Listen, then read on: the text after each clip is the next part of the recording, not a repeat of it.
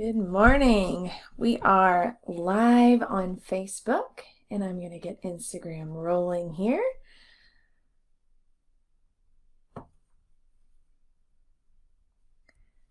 Alrighty. That is, of course, being slow on me. How is it going? Happy Monday, everyone. Welcome to the PT on Ice Daily Show. Just want to give you all a couple of announcements. Good morning, Instagram. Got you rolling over here. Perfect. Welcome to the PT on Ice Daily Show. My name is Dr. Alexis Morgan. I am one of two lead faculty for the clinical management of the fitness athlete, pregnancy, and postpartum. And actually, we are opening up our next cohort next week. There are some spots left, so if you are interested, head on over to ptonice.com and click on the links to get over to that course. We would love to have you. It starts May 4th. So let's go ahead and jump into today's topic. Pharmacy or the gym? Exercise as a first line of defense for postpartum depression.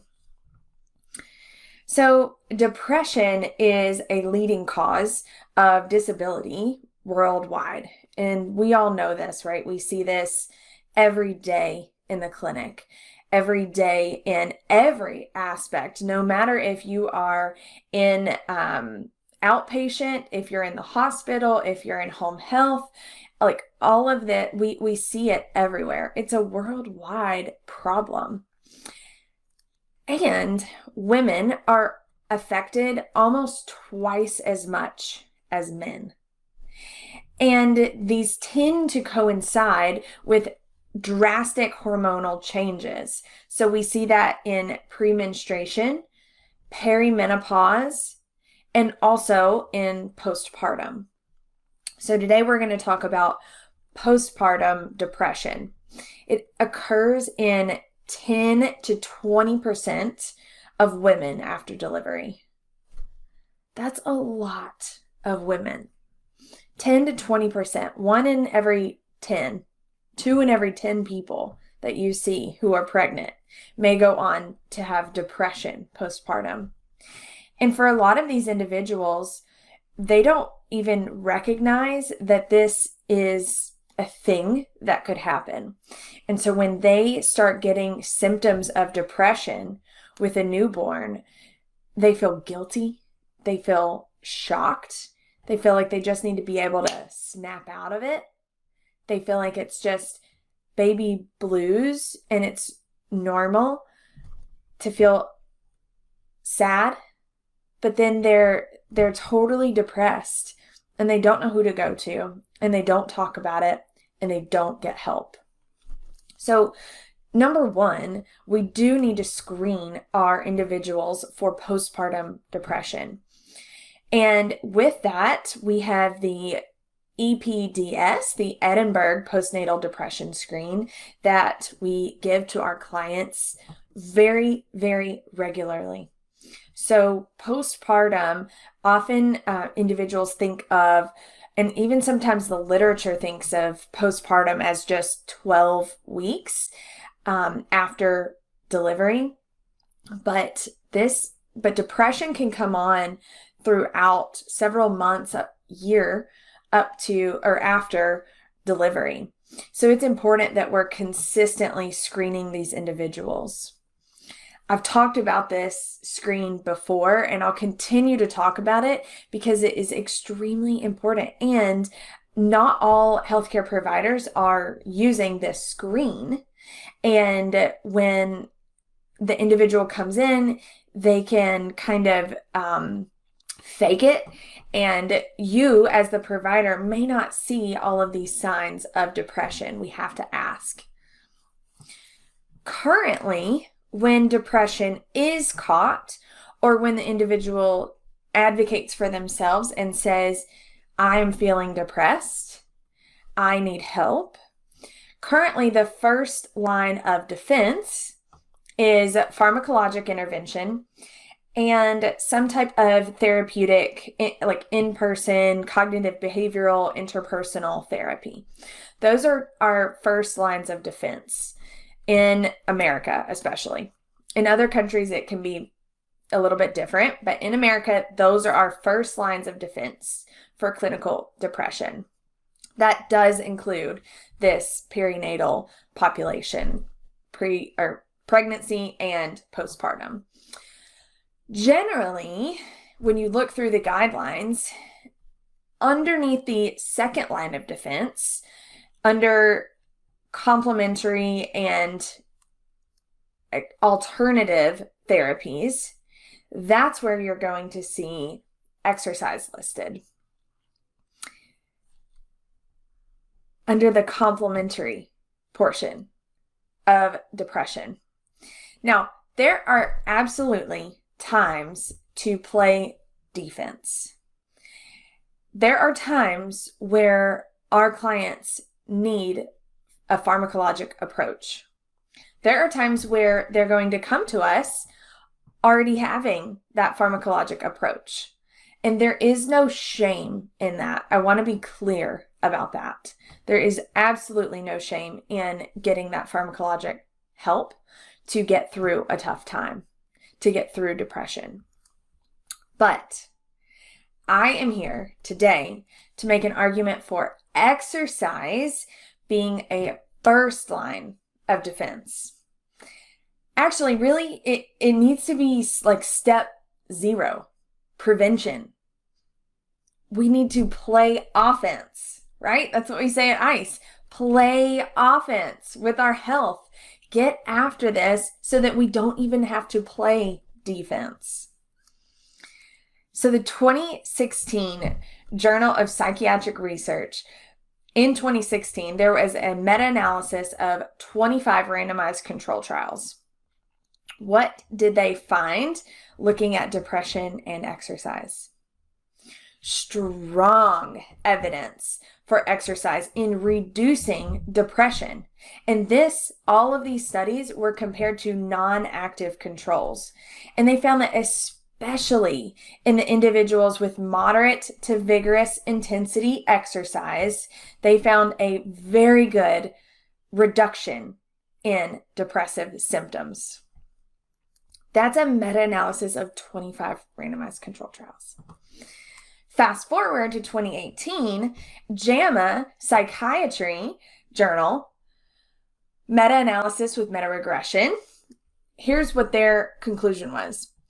Resistance exercise training significantly reduced depressive symptoms. So we're talking resistance. We're talking load. Load is our love language, right? So resistance exercise reduced depressive symptoms among adults. Listen to this. Regardless of health status, regardless of total prescribed volume, regardless of significant improvements in strength. Just doing resistance training, getting that intense exercise improves depressive symptoms. It is clear. Exercise helps with mental health. But those journals were just looking at the general population. So you may be wondering, well, how does that differ with postpartum? Because like I mentioned earlier, we do have a drastic change in hormones.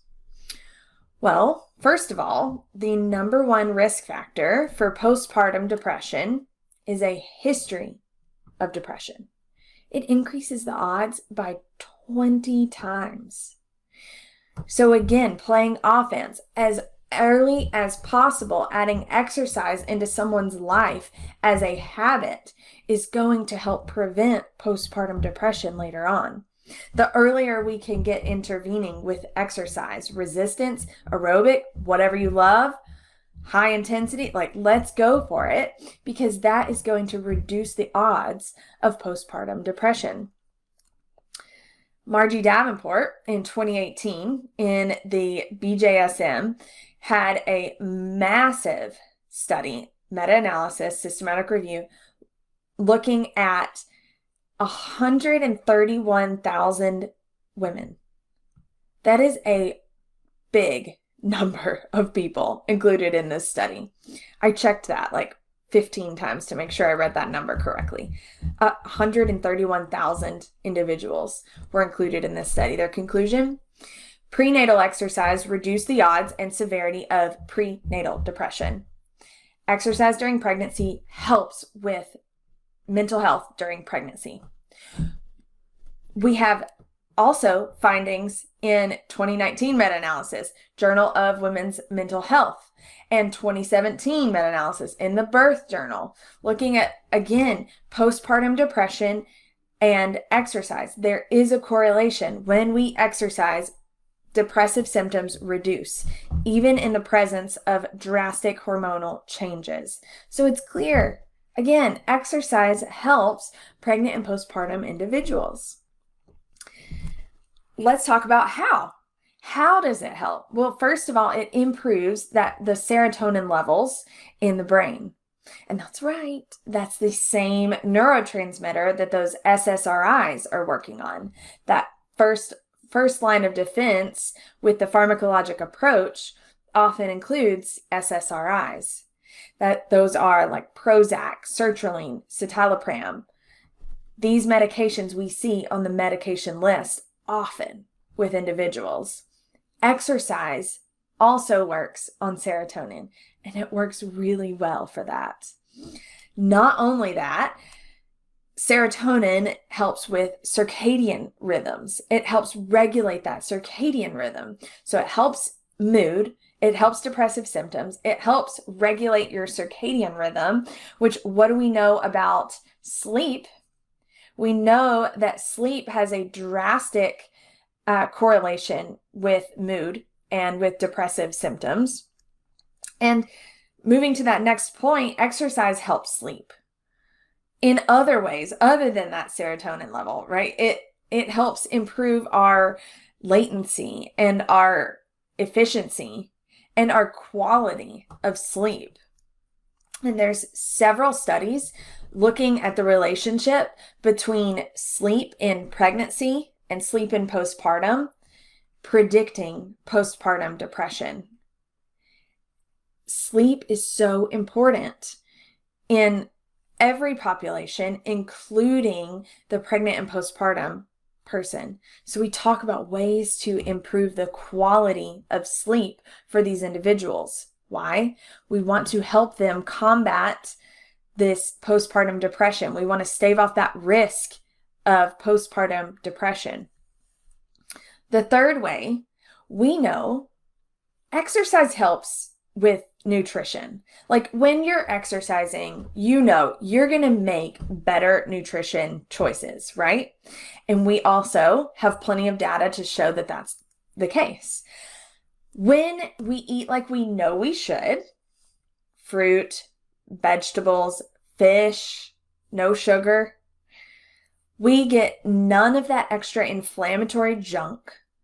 We get all of the healthy benefits from those nutrients in that, and we get things like B12, omega-3s from that fish, folate from those vegetables. These three ingredients, these three nutrients are protective against depression. So you better believe that we're out here promoting exercise for our pregnant individuals, for our postpartum individuals. The stakes are far too high not to promote exercise. Our Canadian 2019 guidelines on perinatal exercise tells us the handful of reasons why we should not exercise. And there are few. They are important. There are few. When to use caution. And aside from that, we have got to promote exercise for these individuals every single step of the way. We're doing it to promote not only their own mental health, but also for the health of the baby or babies that they are carrying. This is extremely important information, extremely helpful to get to your communities, so that you can help this population as well. So if you're like, I have no idea how to help the pregnant athlete or the postpartum athlete return to this exercise, then our course is for you. So again, that starts next week. That is May 4th. And it is an 8-week online course for the fitness athlete, pregnancy and postpartum. We would love to have you. There's still a handful of spots left. Hop on over to ptonice.com. Comment below. Let me know what you think. If you want any of the studies, I can send them your way. Let me know. I'm excited to talk with you all, and I'll catch you next time. Have a happy Monday.